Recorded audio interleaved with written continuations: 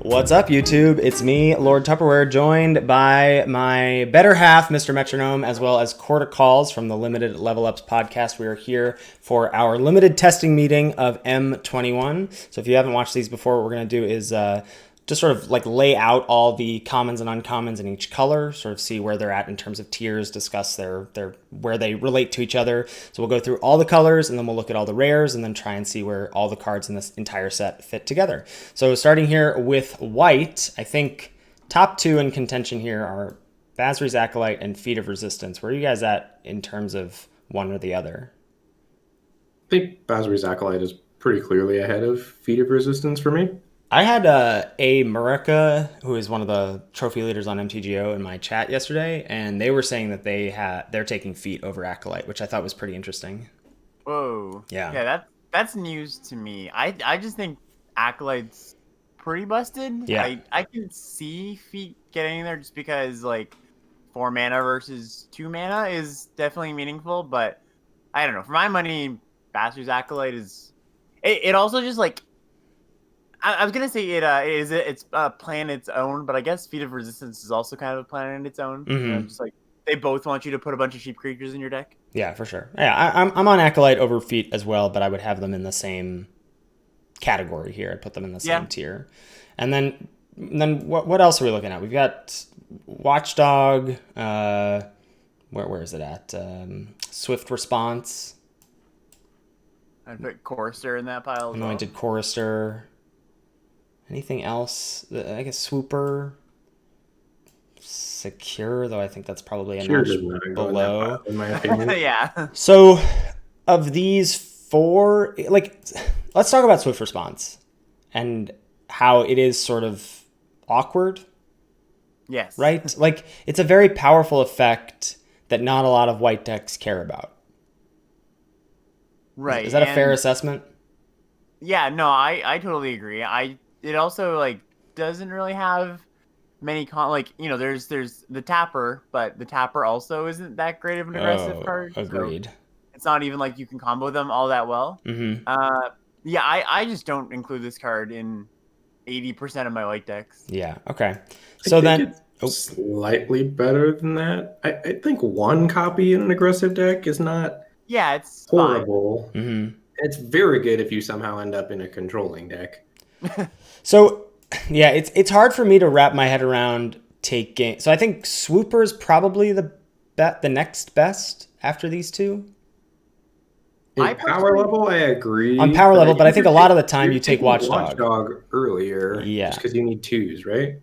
Well, we take Chorister over all like both of those. You take Chorister over Watchdog. Yeah, just because, like, I think that like 1/1 versus 2/2 is obviously meaningful, but I feel like Lifelink is just so busted in this format. Just when not everybody, but like when racing is a pretty big thing, and I feel like there's just so many ways to buff up your creatures, right? So the 1/1 gets through enough of the time. Yeah, I agree with that. So I think these 3 creatures here in some order. Yeah, they're all in the same tier, I would say, right? I think that like. You could take one over the other. You could feel strongly about one and take one over the other 2 early, but during the draft, you're going to know which one you're going to want in your spot on the curve. Does Charger belong in this pile? I think so. I think it does. Okay. They're all like the C+ tier of good aggressive cards in the white decks. Right. I think specifically Charger goes up if you're picking Chorister as the third best white common. For sure. Yeah, that makes a lot of sense. Yeah, the more you can get this on turn 2 to also have the buff, that is a very powerful curve out.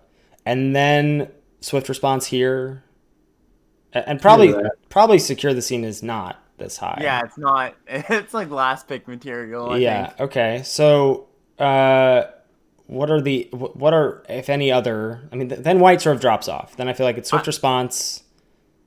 I think Pegasus goes just below that like tier 4 cards because I think it like plays a similar role as those 4 cards, just as like decent aggressive card that works well with your other white cards, but just like a little bit lesser. Mm-hmm. I think Staunch Shieldmate falls in that same category. Yeah, I'd agree with that. So, are you guys taking Shieldmate over Battalion? I'm like, I have not included this card almost ever.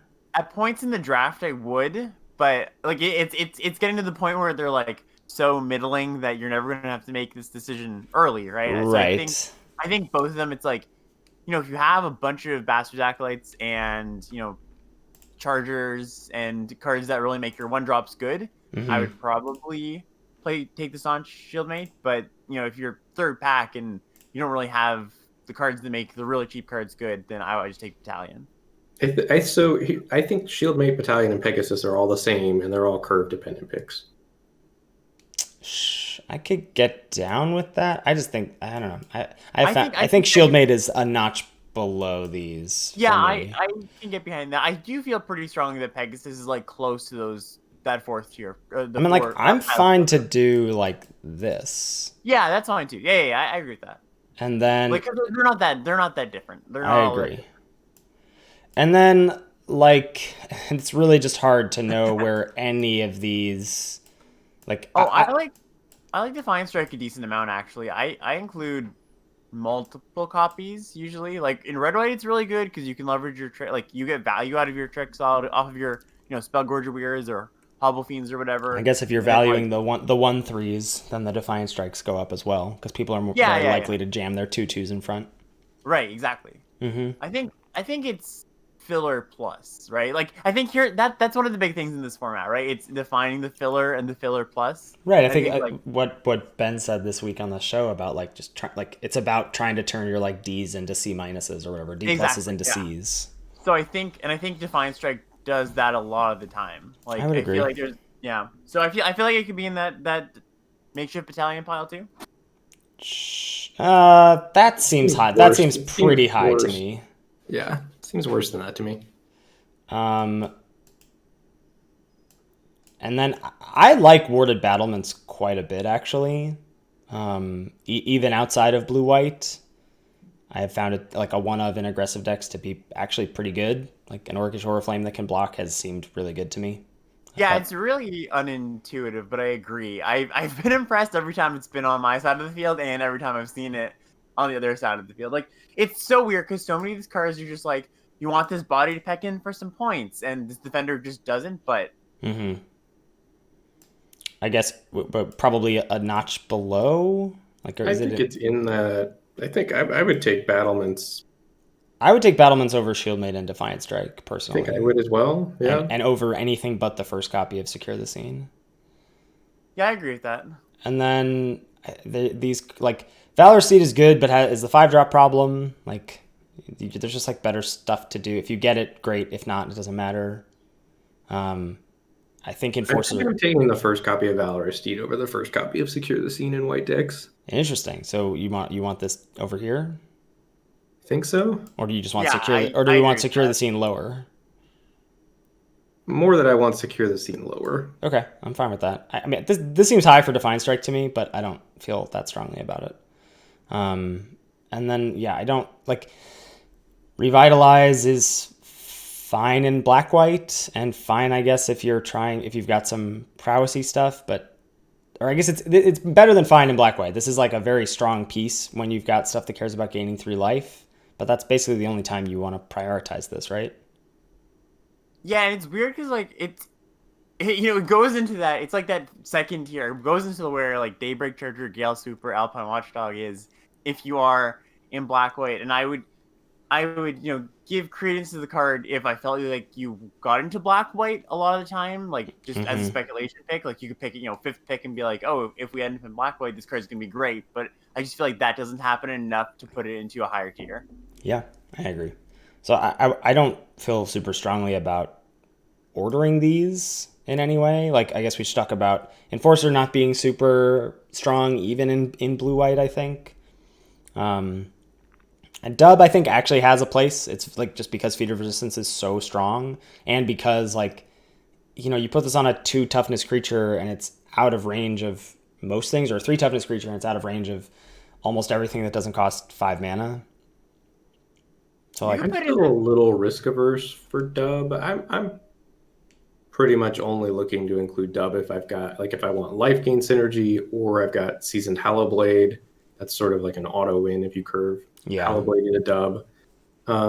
I don't love it. I think you'll play a copy, but I don't think that should be something you're hoping to do. No, I I think agree.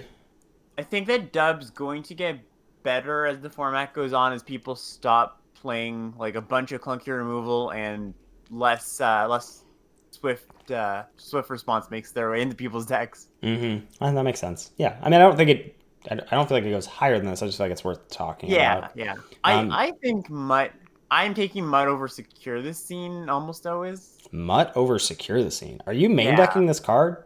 I don't hate it. Like, there's a lot of... This is a good format for Disenchants. Like, I feel pretty strongly about that. And not that I am dying to play this card, but, if we're looking to turn those D pluses into Cs or whatever... Well, but you're turning this becomes a C when...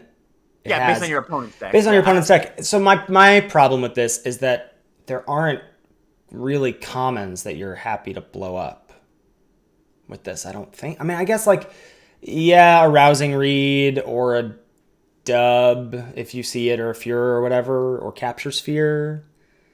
There's enough incidental stuff that I've every time I've had a Rambunctious Mutt in my hand, I've been happy about it. And maybe obviously I haven't played a million games, right? But I think it's been decent enough that if you're looking for a 23rd card, it's fine. And someone should talk about why we're also low on Secure the Scene, because I imagine that's going to seem surprising to some people because it's a catch-all removal spell. Right. It's just it's 5 mana. Well, number one, 5 mana removal is clunky in this format. It's just expensive on its face value. 2, if you're an aggressive deck like most white decks are, giving them a 1/1 is a really huge tempo swing in their favor, because you get their biggest blocker out of the way, they still get a giant life buffer by being able to jump with the 1/1 or trade, which is horrendous, right? It's just not a good rate for the card. Yeah, I agree. I think you can play one in a white deck. I think you're hoping not to. Agreed. I bring it in a lot. I will say, against the Baneslayers of the world, and just if the opponent has just a 5/5 that my white deck might have problems with, but even then it's Legion's Judgment is just better in that spot, right? I think I'm thinking Legion's Judgment higher than Secure the Scene. 100%. Right, if we're thinking about it as a sideboard card, Secure the Scene is worse than Judgment almost certainly. And then so Mutt, whatever, here, and then Judgment. I'm on sideboard, strict sideboard. Yeah, here. But I think you're picking it higher than everything. I'm picking Judgment higher than everything in the Defiant Strike pile. For the most part, just because I think it's so powerful out of the sideboard. I think you're higher on Judgment than I am. I think rightfully so. I think you're right that when you bring it in out of the board, it's backbreaking. 3 mana, even you'd think it'd be good against just green decks or whatever, but there is enough make my creature huge kind of stuff that it is very good. Right, just think about the +1 counters, Short Sword doing stuff, Spellgorger weird. I don't know, prowess triggers. I like that. Maybe we should just be taking Legion's Judgment at at this bit level. higher. Yeah. I'm taking it. You're taking it between here. Makeshift Battalion and Defiant Strike. That's where I'm taking it. Yeah. I guess the thing is, it just always wheels though. You're never gonna take it early, right? Yeah. All right, so that's White's commons. All right, so here we are for White's uncommons. Ben, you ready to profess your love for Seasoned Hallowblade? I am ready to profess my love for Seasoned Hallowblade. Okay. The art looks like me. Card is gas. I'm gas. It does kind of look like you. That's funny. I hadn't noticed that. Of course you love it. Yeah, this card is bonkers. It's like a Danto Vanguard, better than a Danto Vanguard. Way better than a Danto Vanguard because it's got 3 power on blocks. I think that's huge. Yeah, which is wild. Yeah. Yeah, card is very, very good. I think I'm on Seasoned Hallowblade as a solid A-. Yeah, I think that's right. I believe that. Yeah, for sure. So probably a fair cut above the rest. I would guess Faith's Fetters is second best at a solid B+. Am I going to get some pushback here? You guys want Selfless Savior over Faith's Fetters? I want Selfless Savior over Faith's Fetters, I think. Yeah, I agree. Pretty close. I think that Fetters is like generically powerful, but I think Selfless Savior is also just like really, really sneakily powerful too. And it's just, like anytime I can take a cheap card in this format, I'm gonna take a cheap card over a more expensive card. That's fair. So like it gets the nod there. But I do agree, like Face Fetters is also just like, you know, it's good in aggro mirrors, it's good to get their giant thing out of the way if they're a slower deck. So I do think it is up there. I don't know if it's quite tier 1, but top of tier 2 for sure. Yeah. Okay. Yeah, so I would go like Seasoned Hallowblade, New Pile, Selfless Savior, Face Fetters, and then I would also probably put Sea Striker in that pile or right next to it. That's very high for Striker to me. I like Striker a lot. I like Striker. But I think it's in that third tier. Yeah. Yeah. But that's not condemning the card. The card's very good, right? Mm-hmm. Yeah, I think so. I think Angelic Ascension is really strong, and I would have that as the fourth best of these. I disagree there. Yeah, I think Sea Striker is probably fourth in that third tier there. Yeah, okay. like Sea Striker at the top of the tier, and then I like that. I am not there yet, but I'll take your word for it. And then Gaggle Master, I think, belongs in this tier as well. Or I have not played with or against that card yet. I think it deserves to be a little lower, just because it is it's powerful again, but I think 5 mana is just it just gets that tier boost down. Okay. Are you taking Vryn Wingmare over it or no? I think I would, but that's pure conjecture on my part. I like Wingmare a lot. I think Wingmare has been very strong. Yeah. I think this is my case for Gaggle Master is yes, it's a 5-drop, but I think it's one of the 5-drops you should be prioritizing because it just does everything that White wants. Like it swings the race. If you're racing, it swings the race in your favor. It's a 4-power flyer, which is really big. Like I just think this card is an incredible threat and also like has the potential to gain you a bunch of life if you have some flyers on the curve. Like I don't know. I think the card's really strong. I agree, and I think it's really important for anybody out there watching that, like, you know, we've already done, like, you know, me and Ethan did the set review, and we've had, you know, a week and a bit to play with the cards, or almost a week and a bit to play with the cards and everything, and, you know, we're talking about how powerful these cards are a lot of the time on face value, but it's really, we're talking about, like, when we're making these tiers, like, the nuance between these cards a lot of the time. Like, all these picks are really nuanced, so, like, if you look at Gaggle Master on its face value, it's a very powerful card, but, like, in the context of this format, it's like below all these, you know, Angelic Ascension, Sea Striker cards, even though those cards look not as good as Gaggle Master on face value. Just because cheap stuff is really important. It's really important to have a good curve and to have cheap interaction. All right, and then we've got a handful of other cards. I think I like Solidarity the best. I think this card is powerful. Yeah, I think that belongs in the Vryn Wingmare tier. Yeah. I think that card's really good. Are we gonna have to argue about Falconer Adept here? You just get outvoted 2-1 on Falconer Adept, I think. So good. This card is not good. It's fine. It can be good, but I'm still on like I would still give this like D+. Wow. Grade. I would have it in like the Bastard Solidarity tier. I just think that like when your opponent plays it on 4, the game becomes about that card. Sometimes. And sometimes you have played an embarrassing 4-mana 2/3. I don't Alex, think so. maybe you're just building great aggro decks where this card is leveraged. I believe that. But not everyone is, but people are that. Yes, that's what you're trying to do, but you don't always get there. I think. And I would take Gale Swooper over this. I'm obviously taking Bastard's Acolyte over this. I just don't know. This card suffers from, if Gaggle Master suffers from being a 5, this definitely suffers from being a 4. I agree, but I think that there's so many ways to leverage this card in this format. Like for all the reasons that we're taking, like, you know, 1 mana 1/3 a lot of the time. we're taking this card, and yes, it is expensive, but I think it just runs away with the game. Yeah, like I think we're gonna agree to disagree at this point, but I wouldn't put it too far down, basically. Sure, I'm fine putting it here, Sure. but that's not singing its praises for me. Yeah. I would take Tempered Veteran over it myself. I would too. Okay. I like Tempered Veteran. I have found this card to be. I have not played with it myself, but I have found it on the other side of the battlefield to be a scary card a lot of the time. I mean, I think if Yeah. you're picking Feat of Resistance where you should be picking Feat of Resistance, Tempered Veteran's a very good card. I agree. Also, because just green white's just one of the better decks, so I think just trying to get into that deck is something I think you should be doing. So Yep. just picking up cards that anything with counters. Right. So Tempered Veteran's a green white gold card to me. Yes. Maybe red white if you've got a bunch of Spellgorger Weirds, although that's like not a typical red white build. Mhm. Yeah. And then I think you're also playing it if you've just got 3 Feet of Resistance in any white deck. Right.